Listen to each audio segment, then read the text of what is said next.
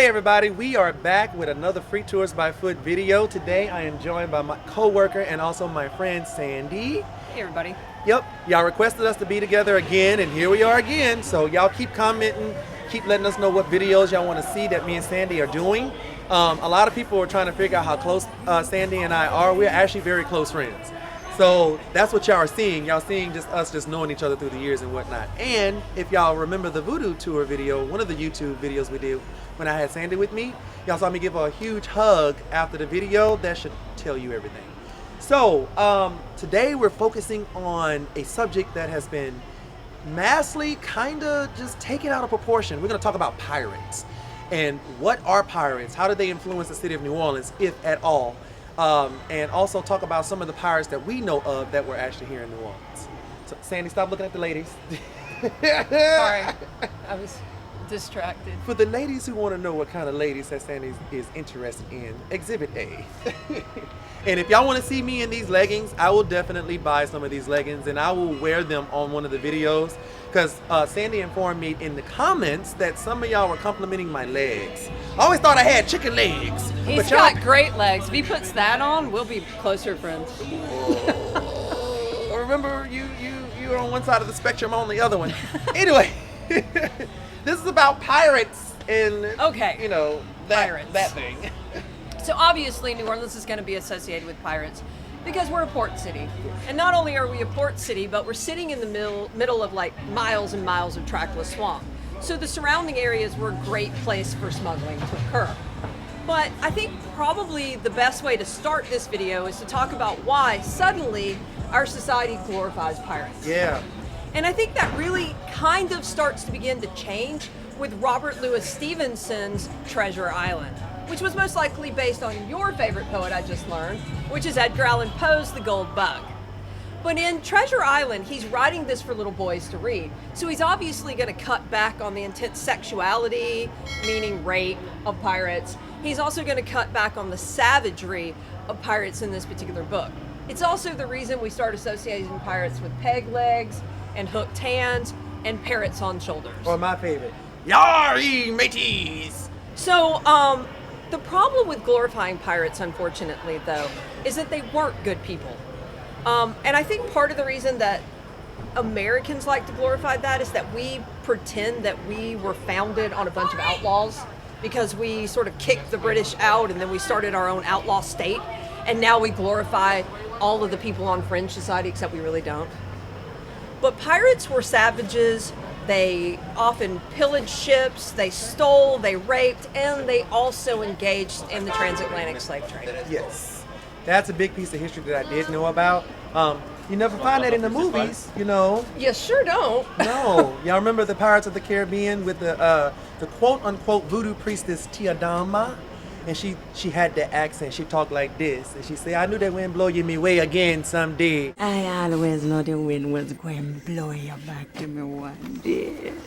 Oh, the stereotypes go crazy.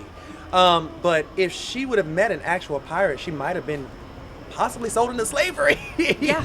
Because of her darker skin color. And raped. And raped. And by the way, that movie grossed $1.6 billion, so that should tell you how completely obsessed we are with pirates. So, if you're enjoying the tour so far, go ahead and hit the like button and help others discover the video. If you'd like to see more videos like this one, subscribe to our channel. We have walks through the French Quarter and Garden District, videos about Mardi Gras, everything you need to know about New Orleans. Visit our website for more about our tours, our travel tips, and more. We also have virtual tours and channels that focus on DC, New York, London, and more. Look for Free Tours by Foot wherever you travel.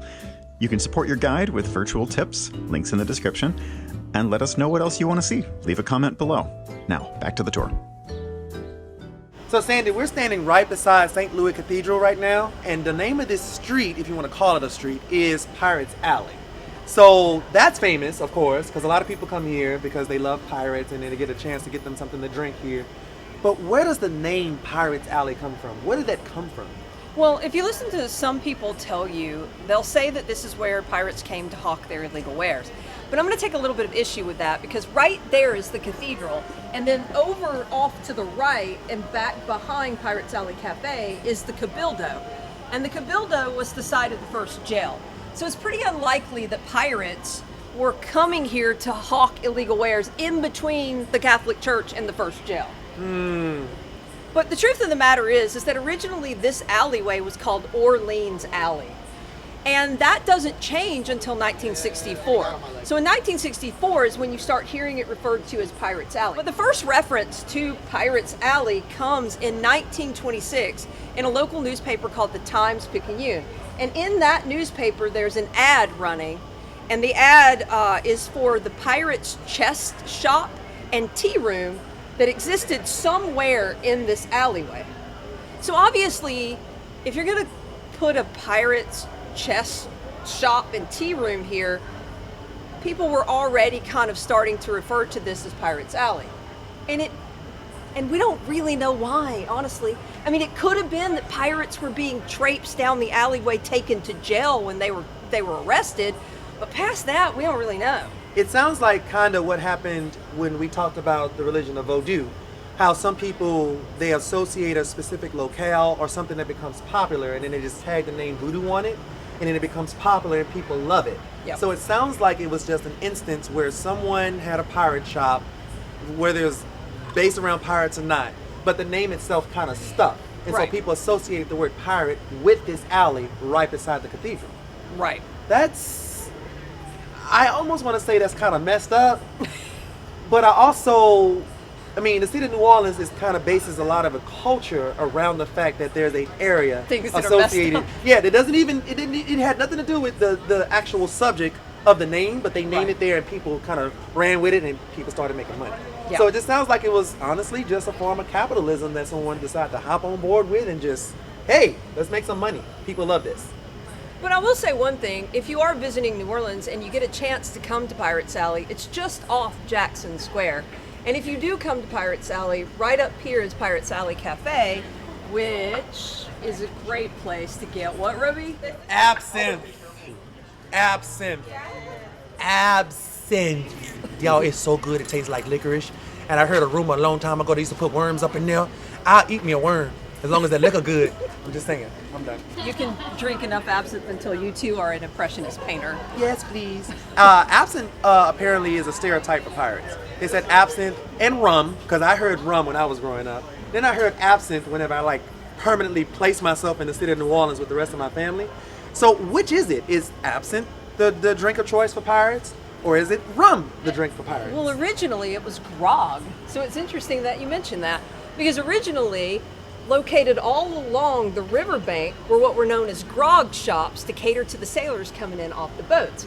And grog gets its name from Admiral Vernon, who encouraged his men on the long trips over to take their rum rations with a little bit of lemon juice to prevent scurvy, and then a little bit of water to prevent dehydration, and a whole lot of spices because their rum wasn't very good. And he wore this long garment made out of a coarse fabric called grogram, and his men took to calling him Old Grog. Oh, And so the drink that he foisted upon them became known as grog. wow. So an interesting tidbit to that. For those of you who don't know, I was in the Naval Reserve Officer Training Corps program when I was growing up. And I did it in high school, and then I went to college and got paid for it. So technically I'm a service member or whatever.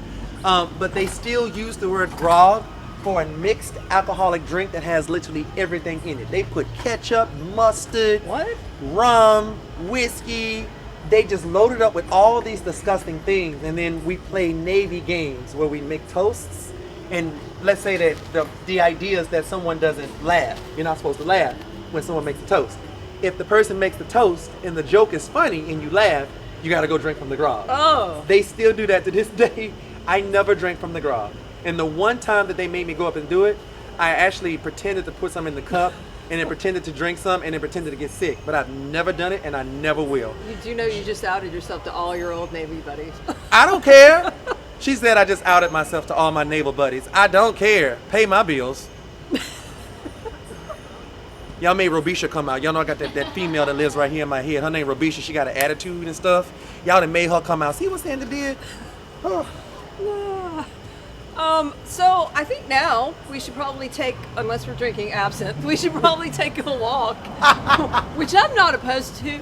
But we should probably take a walk over to Lafitte's blacksmith shop Yes. and talk about Jean Lafitte, probably the most famous pirate associated with New Orleans. Yes.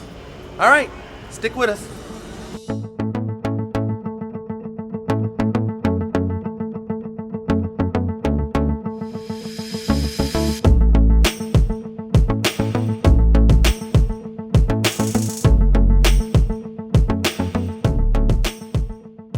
Okay, so we passed Lafitte's. It's a little loud down there right now. It's Sunday night. The Saints game just kind of let out. So people are partying, they're celebrating. So you're gonna get a chance to see some of the footage from there to see what the place looks like. Lafitte, that name is very important because if you know your history on New Orleans, then you know that name is solidified in history for us. I'm gonna hand it over to Sandy, so she's gonna let you know about who this person was. It was actually two brothers, but come on, Sandy. Well, first thing, if you do get a chance to go to Lafitte's blacksmith shop, it's one of the most famous bars in the city of New Orleans on one of the most famous streets in the world, which is, of course, Bourbon Street.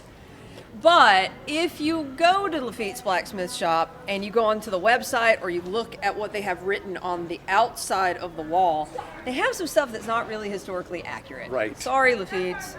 But they have some pirates associated with that particular building, and they have them associated with the building, using it as a base for a smuggling operation from around 1772 to 1791. There's a big problem with that, and that is that we don't think that Jean Lafitte, who is probably, like I said, the most famous pirate associated with New Orleans, was probably born around 1780. So they have him there before he was ever born. Yep. And that's some time traveling. I'm not allowed to say that. No, you're not allowed. That's some time traveling stuff right there, That's baby. stuff right there. Yeah. But so let's talk a little bit about Jean Lafitte, since obviously he's important to the city of New Orleans. So like I say, Jean Lafitte was most likely born in the 1780s, though we don't know the exact year, in either France or Saint-Domingue, and you know a little bit about Saint-Domingue. I'm Haitian. And so he doesn't arrive in the city of New Orleans until around not in New Orleans, but in Louisiana. He arrives in Louisiana around 1810. And so he starts a smuggling operation, not here in the city of New Orleans because he was a pirate. It's going to be down near Barataria Bay, which was a great place for a smuggling operation to occur. And by the time we get to 1812, he has made himself the leader of what is known as the Baratarians. And there's about 1,000 men under his leadership, give or take. And so what's occurring prior to this is around 1807, the United States is going to outlaw trade with Britain. It's just not outlaw, but it's going to stop trade with Britain and France because of the Napoleonic Wars. And then also around 1808, the international slave trade is outlawed. So what Lafitte is going to do is he's going to step in and start supplying everybody with goods and supplying everybody with enslaved Africans that they're no longer able to get coming in directly from Africa.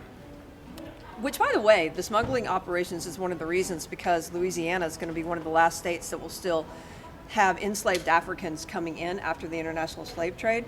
And it's one of the reasons that New Orleans to this day is the most African city in the United States. Yes. I always tell people all the time that New Orleans is basically the Africa of the United States. Yeah. Also the Caribbean of the United States because of what happened with Haiti in the city of New Orleans. Yep, just look at the architecture. The architecture, and the colors. everything. Our language, Louisiana Creole, sounds Yep. almost exactly like Haitian Creole, but we're here for pirates. Sorry. We could talk about this later when Yeah. we're drinking. When we're drinking. We'll geek out. So what he's going to do down near Barataria Bay is he's going to build these big warehouses to store the goods. And then unfortunately he will build pens for enslaved Africans. And then he will hold auctions down there, and people will come from New Orleans to Barataria to buy the goods and unfortunately to purchase enslaved Africans. So I think we've kind of already at this point established that Jean Lafitte and his brother were not good people. But and here's what's going to happen with Jean Lafitte. He's going to try to spin his own reputation as being a privateer. And the reason he's going to spin this is because at some point in time, Cartagena, which is a part of modern day Colombia, is going to rebel against Spain. And they're trying to break away from the Spanish Empire. So they're going to issue a marquis of privateers, which Lafitte will be included in that, to give them permission to raid Spanish ships. The problem with that is Lafitte is based in the United States, Yes. and the United States did not recognize the Cartagena government. So they wanted to prosecute him for piracy. And in 1812, he was actually arrested for piracy in the United States, but then he jumped bail. Now, also what's going to happen in 1812 is now this is where you're going to see the big spin for his reputation, because we've got the War of 1812 going on. And Britain will approach Lafitte and his men to sort of help them out in that war. But he's banking, because he's all about the money, and he's all about like who's going to win and how to properly position himself. He's banking the Americans are going to win this. So he rats the British out, warns the Americans, and then says, listen, I will help protect New Orleans if you grant me and my men a pardon. Oh, And so, spill some tea. right? And so he's the reason, one of the big reasons we win the Battle of New Orleans, because he does supply men and cannons during that battle. And then after the battle in 1815, President Madison did pardon him. But he didn't give up his evil ways, by the way, because he just went over to Galveston Island in Spanish territory of Texas and continued to become a pirate until the U.S. Navy would eventually run him out of there. And then the rest of his life and his death remain a mystery. If you actually go to the bar itself, they have something there called a purple drink. It is a bunch of sugar and a bunch of alcohol. If you just want to just get real messed up real quick, go get you a purple drink. They also sell some good hurricanes there, which I myself have tried several. And I'm really picky about my alcohol. I'm more of a rum guy. Hurricane there is okay, but it's still worth actually trying. So if you do visit the city of New Orleans, stop by, get the purple drink. Also, get the hurricane. But also, most importantly, drink you some pickle juice, because you're going to be messed up. The electrolytes help with the hangover. So get you some pickle juice. Have a shot of pickle juice. Girl, I'm trying to tell these people, trying to educate them how New Orleans, how we do, girl. We take a cup of pickle juice before we start drinking, and then we take another, no matter how bad you're feeling, get you another cup of pickle juice before you go to bed. You're going to wake up feeling like a new person. It's a marathon, not a sprint. You know, whatever ball your crawfish, but yeah.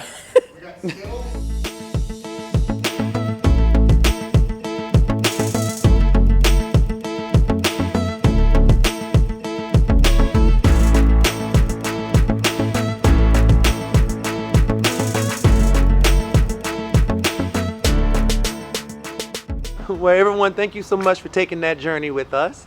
As usual, you will have our information below and right above the comments.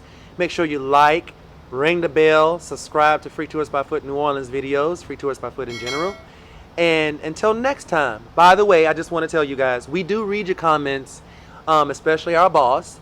And we saw that y'all wanted me and Sandy to do a video together. Now, in between takes here, me and Sandy decided to do more videos for you guys together, because I love her and she loves me. I do. We got to stick together because of the world we live in. So thank y'all so much for your love.